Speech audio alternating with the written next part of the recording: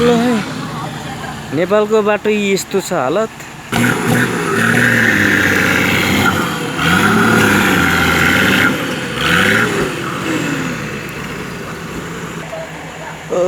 पानी परेर जाडो छ यस्तो बाटोमा। के गर्ने नेपालको यो पाँचथर पञ्चामीदेखि रबी जाने बाटो हो यो।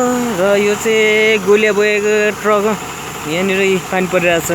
साह्रै गाह्रो भयो तल।